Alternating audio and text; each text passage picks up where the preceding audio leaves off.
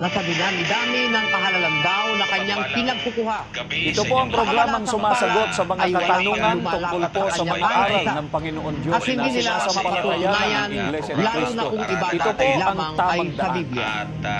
Nakalulungkot isipin ang lakas ng loob ng nagpapakilalang sugo ng Iglesia ni Cristo ay siya namang hina ng paninindigan at sakdal rupok ang batayan. Kaya ano ang malaking kamalian ng mga tao, kapatid na Christian, na ang ipinipilit ay hanapin ang pangalan ng kapatid na Felix Manalo sa Biblia bago nila tanggapin ang kanyang pagkasugo. Kapatid na Romel at mga kaibigan, kung ang pamantayan po nila ang susundin, ay tiyak na hindi po papasa sa pamantayan ng nagtanong kahit po sina Juan Bautista, si Apostol Pablo at maging ang ating Panginoon Kristo. Yan po ang ating itinampok sa gabing ito. Karugtong pa rin ang walang habas, kapatid na Josel, na pag-aangkin ng sugo di umano ng Iglesia ni Cristo na si Ginoong Manalo. Sa dinabi namin ng kanyang inaangking karapatan, hanggang sa oras na ito'y wala pa rin talagang akmang lapat na lapat sa kanya. At sa gabi nga pong ito ay ating itatanong kay Brother Elio Soriano, meron ba muntimang karapatan si Ginoong Manalo sa ng kanyang mga tagapagturo na angkinin ang bagay na ito? Po ba ang inyong topic? Baka po pwede na pakitalakay yung ibong mandaragit. Ayan po. So gusto niya malaman kung sino yung katuparan ng ibong mandaragit. Sabi sa talata, na tumatawag ng ibong mangdadagit mula sa silanganan ng taong gumagawa ng aking payo mula sa malayong lupain. Oo, aking sinalita, akin namang papangyarihin. Aking pinanukala, akin namang gagawin. Alam mo, Brother Richard, natatandaan ko ito, nagkaroon kayo ng debate laban sa Iglesia ni Cristo. At nang basahin po ng tagabasa natin, sino nga ba yung tagabasa nyo? Brother Alan ba yun? Agudo. Alan Agudo. Nang basahin yung ibong mangdadagit, abay hagalpakan sila ng tawa. Kung bakit po natin nasabi yon, kapatid na Romel, ay sapagkat sa panahon ng kanilang ministeryo ay matandang tipan pa lamang ang nasulat. Wala pa po ang bagong tipan ng Biblia. Subalit ang lalong mahalaga na dapat po nating maunawaan dito, mga kaibigan, hindi man po binanggit ang pangalan ng sugo ng Panginoon Diyos na hinulaan, ay maliwanag naman po ang tungkulin na kanilang gagampanan. Ito, Brother Eli? Tignan natin yung talata, Brother Danny. Lagay natin sa screen. Po, at lalagay natin sa screen. Nakasulat po dyan na tumatawag ng ibong mangdadagit mula sa silanganan ng taong gumagawa ng aking payo mula sa malayong lupain. Oo, aking sinalita, aking namang papangyayarihin, aking pinanukala, aking namang gagawin. Tapos na kaya sila nagtawanan, Brother Richard, kasi akala nila ang tama talagang termino, ibong mandaragit. Mandaragit.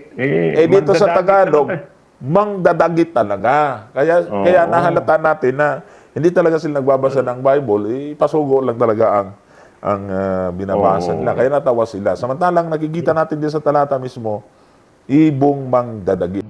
Yan ang sinasabi ng Panginoon, Brother Sister Luz. Opo. Binabanggit yan yung ibong mandaragit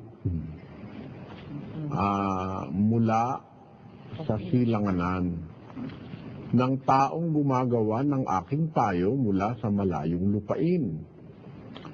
Alam mo, ang nagbunsod kay Manalo na ang kininyan, nakabasa kasi siya ng silanganan eh. Alam mo sa kasi ang culture ng isip ng Iglesia ni Manalo, pag nakabasa ng silanganan, akala nila yung silanganan Pilipinas. Brother Joseph. Opo. Yan ang kanilang mind conditioning nila. Ang dadagit. Ngayon ang tanong, kanino ba ito natupad? Yun. Unang-una, Brother Johnson, kung ating papansinin, Kasi in fairness sa ating napaka gentleman ng aming debate doon, Brother Johnson. Kumbaga walang personalan. Kaya gagawin din natin ito. Wala namang personalan, pag-aaral lang. Okay? So unang-una, sabi ko Brother Johnson, kasi ang kanilang ang pinalalabas dito ay ang kanilang kinikilala na dati rin naman natin naging kapatid, Ka Felix Manalo, Brother Johnson, na siya ang katuparan nito. Bilang pag-angkin nga na si dating kapatid din natin, Ka Felix Manalo, ang siyang huling sugo ng Diyos sa huling kapanahunan, Brother Johnson. Apo. So, pinapaliwanag nila dito na ang ibong mandadagit, yun ang tamang hindi mandaragit, mandadagit, ay si Ka Felix Manalo nga daw kasi galing nga daw saan? Tatawagin sa silangan. Yun. At kung ating papansinin kasi Brother Johnson, yung kanilang Paliwanag. pagpapaliwanag sa silangan ay hindi na mula sa Biblia, kundi to be fair, gumagamit din sila sa Hebrew niya, ito ay misrak. Which is correct, Brother Johnson. Misrak. Pero bago tayo dumating sa misrak, pakipakita mo nga uli dyan sa sa iyong ang dating ang Biblia. Sa verse 11. Ayan. Tatawag ng ibong mandadagit. Mula sa silangan. Sa magandang balita, Biblia, Brother Johnson, kaya unang-una, hindi ko matatanggap ito na si Ka Felix Manalo. Kasi unang-una, si Ka Felix Manalo ay walang pagtututol na talagang siya ay mangangaral, Brother Johnson. Ang binanggit dito sa magandang balita, Biblia, hindi naman mangangaral. At yun ang nakitang natupad sa kanila.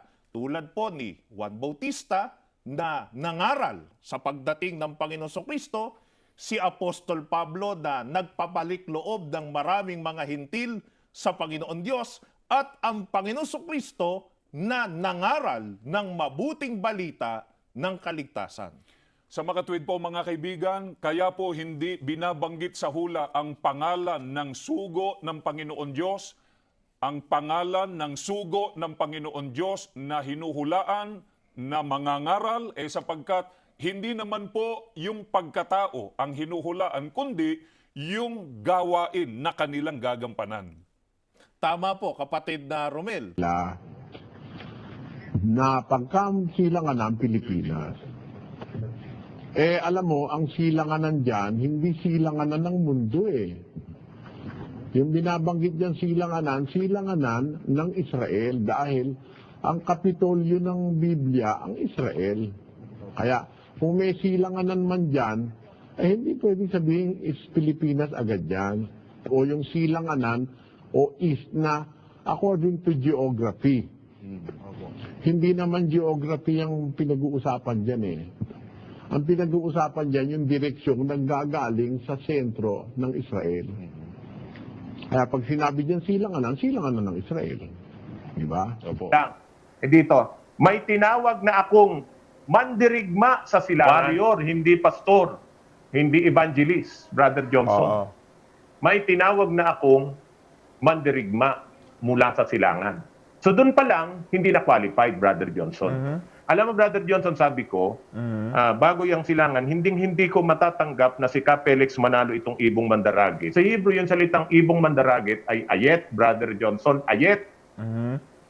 Na ang ibig sabihin yan, pakicheck nyo lang uli, ang ibig sabihin yan, sa literal na ibon, yan ay talagang manlalapa. Pamilya niyan yung mga predators, ay ang eagle, yung vultures, yung mga yan, mga bird of prey, Brother Johnson. Mga mandaragit. Na literally, kung titingnan mo, wala namang bird of prey na pag may nahuli sila at may biniktima ay inaalagaan, brother, bang dinagit nila tapos ginawa nilang pet? Wala. Wala, di ba? So lahat ng kanilang lahat ng kanilang nadadagit ay talagang kanilang sabi na natin, pinapatay, literally speaking. So doon pa lang sabi ko, hindi ko matatanggap na si Ka Felix Manalo ito. Dahil sa karakter pa lang, malayong malayo. Yung ibong mandaragit, masama ito. Sabi ko nga, kung sa tao mo i-a-apply ang karakter ng ibong mandaragit, ibig sabihin nito, Brother Johnson, mamamatay. Okay? Mandarambong, masama. Kaya sabi ko, hindi ko naman matatanggap na yung kinikilala yung huling sugo na si Ka Felix Manalo, respeto naman sa kanya, ay may ganong karakter. Hindi ako naniniwala na si Ka Felix Manalo ay isang taong masama, mandarambong, mamamatay. Kung kukuha kayo ng talata na ikakapit nyo kay Ka Felix Manalo, yung mabango-bango naman, wag naman ito. So, sa karakter pa lang, hindi na uubra na si Ka Felix Manalo ito. Bakit? With due respect, ang sinasabi, ulitin ko po, hindi pastor, hindi mangangaral ang tinawag dito, kundi mandirigma. Sa-challenge lang natin, with due respect sa ating mga kaibigan, Iglesia ni Cristo, with due respect, maghanap sila ng kahit anumang Bible translation, Brother Johnson, na sinasabi na yan si Ka Felix Manalo. Wala talaga. Oo nga. Wala talaga. Wala. Pero alam mo, may mga Bible translation na kagaya ng New Living Translation, kung di ako nagkakamali, Brother Johnson, translate dyan, pagdating sa Ibong Mandaragit, literal na pinangalanan. Alam mo kung sino? Aha. Si Cyrus. Apologetic Study Bible for Students, Christian Standard Bible. Okay? Aha. Nakikita naman dyan, Christian Standard Bible. Aha. Basahin ko yung 46:11 dito. Pwede ba, Brother Johnson? Sige. Basahin ko. I call bird of prey. Bird of prey ang inano rito, pero may nakanote A. Pagkatapos ng salitang bird of prey, may nakanote siya, letter A. From the east, amen, for my purpose from a far country, yes, I have spoken, so I will also bring it about. I have planned it, I will also do it. Tapos, dahil may nakanote nga, yung bird of prey, letter A, alam mo, Brother Johnson, sa ilalim, alam mo kung sino nakalagay? Dito, nandito sa note, Cyrus. Oh. Oh. Hindi na tayo mahirapan. Kaibigan, bakit naman daw po namin natitiyak na ang kapatid na Felix Manalo ang hinuhulaang ibong mandaragit doon sa Isaias 46:11, gayong hindi naman daw po sinasabi doon ang pangalan ng kapatid na Felix Manalo? Makabubuti po, kapatid na Romel at mga kaibigan, basahin po muna natin ang nakasulat sa Isaias 46:11 hanggang 13. Na tumatawag ng ibong mandaragit mula sa silanganan, ng taong gumagawa ng aking payo mula sa malayong lupain. Oo, aking sinalita, akin namang papangyayarihin. Aking pinanukala, akin namang gagawin. Inyong dinggin ako, ninyong may mapagmatigas na loob, na malayo sa katwiran. Aking inilalapit ang aking katwiran, hindi maglalaon, at ang aking pagliligtas ay hindi magluluwat. At aking ilalagay ang kaligtasan sa Sion na ukol sa Israel na aking kalwalatian. Mga kaibigan, sa pahayag na ito ni Propeta Isaias ay hinulaan ang ibong mandaragit na tatawagin ng Panginoon Diyos. Pansinin po natin na ang ibong mandaragit na tatawagin mula sa silanganan ay hindi po literal na ibon, kundi ito ay siya ring sugo na gumagawa ng payo ng Diyos sa malayong lupain. Kaya natitiyak po natin, kapatid na Romel, mga kaibigan, na malayong lupain sa silanganan o malayong silangan ang dako na pagmumulan ng sugong ito ng Panginoon Diyos na binabanggit po sa Isaias 46:11 hanggang 13. Ngayon, alamin natin yung sinasabing tumatawag siya ng ibong mandadagit mula sa silanganan, ng tao na gumagawa ng kanyang katwiran mula sa malayong lupain. Ayan. Para sa kanila, ito'y si Manalo. Pero napaka-imposible kasi ito'y magaganap ang gawain ng ibong mandadagit. Dadagitin yung mga taong malayo sa katwiran at ilalapit sa katwiran at kaligtasan. Magaganap sa Israel. Ay, kiliwanag ng 46:11 hanggang 13, Brother Josel. Paano naman si Manalo yan? Basahin lang ng nagbabasa ng Biblia. Pag umabot ka lang sa 13, madi-discourage ka na, natindigan na yan si Manalo Kasi, ang gagawin ng ibong mandaragit, ilalapit yung mga tao sa katwiran. At yung kanyang kaligtasan. At I will place salvation in Zion for Israel, my glory. Yun ang sinasabi sa 13. Kaya yung ibong mandaragit, magdadala ng tao dadagitin yung tao, dadalhin sa katwiran, ilalapit sa katwiran, at ang kanyang gawain magaganap sa Israel, Brother Josel. Kaya, diyan pa lang tigil na usapan Itong tinutukoy dito na tao na gumagawa ng katwiran ng Diyos, magmumula sa silanganan, na tinawag sa talata na ibong mandadagit, o ravenous bird, ito'y si Haring Ciro ng Persia Brother Joseph. Pinangalanan nga ng Diyos yung manggagaling sa silanganan na yan at ang kanyang gagawin Atin naman, basahin natin ang Isaias pa uli, dun sa kalapit lang na talata, kapatid na Joseph, nasa 45 o 44:28. Na nagsasabi tungkol kay Ciro, siya ay aking pastor at isasagawa ang lahat kong kaligayahan. Na nagsasabi nga rin tungkol sa Jerusalem, siya ay matatayo at sa templo ang iyong patibayan ay malalagay. Kita mo, ang gawain yan manggagaling sa Jerusalem Opo. sa Israel At yan ay si Ciro. At ibibigay ko sa iyo ang mga kayamanang nasa kadiliman at ang mga natatagong kayamanan sa mga lihim na dako upang inyong maalaman na ako ang Panginoon na tumatawag sa iyo sa inyong pangalan sa makatuwid bagay ang Diyos ng Israel. At mo, tumatawag siya sa inyong pangalan. Ang sabi ng Biblia, tumatawag sa iyo. Kaya nga tinawag pati pangalan, Ciro wala naman diyang manalo. Tinatawag ko kayo, tumatawag sa iyo, sa inyong pangalan. Ang Diyos kung tumawag kasama pati yung pangalan. Tinawag niya nun Kaya nga Ciro, nilagyan niya ng pangalan Hindi na, ito Cyrus nga, nakanote. At hindi naman tayo Wala pa tayo sa ano yan, wala pa tayo sa context yan. Ha? Wala pa. Wala pang context dyan. Nandito pa lang tayo sa syntax. Sa text pa lang tayo, Brother Johnson. Oo nga. So, nakanote kung sino yung bird of praise si Cyrus. At di naman nakapagtataka, Brother Johnson. Kasi sa chapter 44 and verse 28 at 45 verse 1, Brother Johnson, ay nabanggit na rin yung pangalang yan And take note, hindi pa pinapanganak si Cyrus dito Daang taon pa ito. Oo nga. Daang taon pa bago ipanganak si Cyrus. Pakibasa nga po ang verse 28, Brother Johnson. Ng 44 ng Isaiah. 44:28. Opo.